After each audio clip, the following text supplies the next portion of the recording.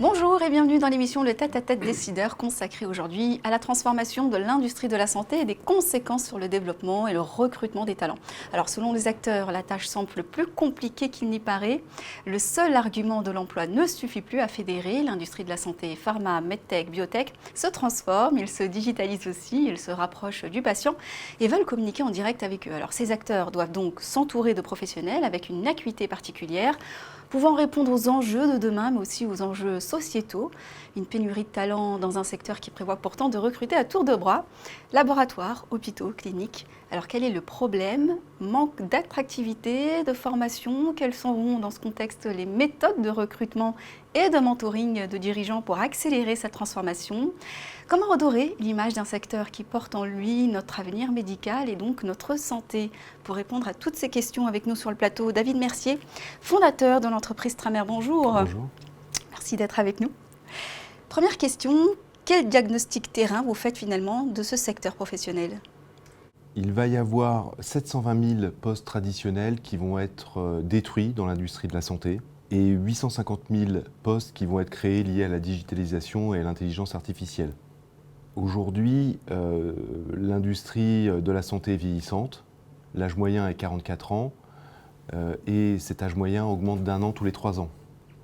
Il va donc falloir aller chercher des nouvelles compétences chez les millennials qui, eux, sont nés avec le digital et aussi aller chercher des compétences hors du domaine de l'industrie de la santé. Et c'est véritablement ça l'enjeu pour les industriels de la santé sur les 5 ans à venir. On y vient justement.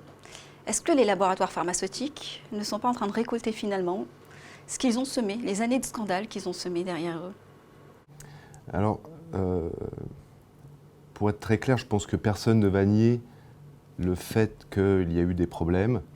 Maintenant, si on a une analyse objective, ce sont les startups, les ETI et les grands groupes industriels qui développent des nouvelles technologies, développent les nouveaux produits et les nouveaux services.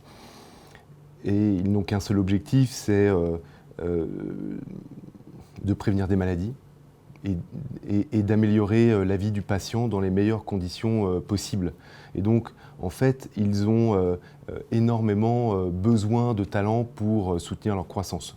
On a recensé environ 54 000 sociétés dans l'écosystème de la santé et il y a énormément de monde à recruter. Ce que vous êtes en train de dire, c'est que finalement, les jeunes startups ne sont pas à mettre dans le même sac que les grands laboratoires qui peut-être ont dérapé à un moment donné.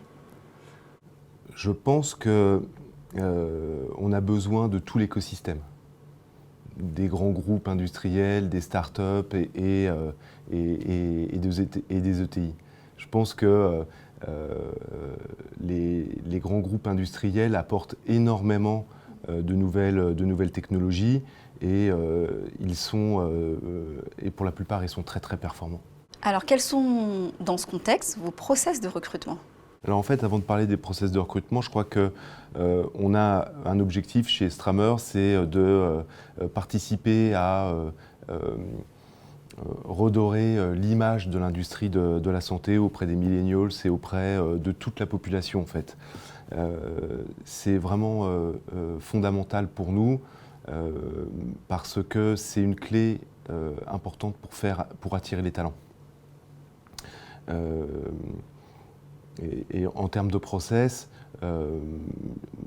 l'idée c'est d'analyser quels vont être les besoins futurs des industriels de la santé et de leur proposer des talents qui vont correspondre à ces besoins futurs en termes de digitalisation, d'intelligence artificielle et de nouvelles technologies.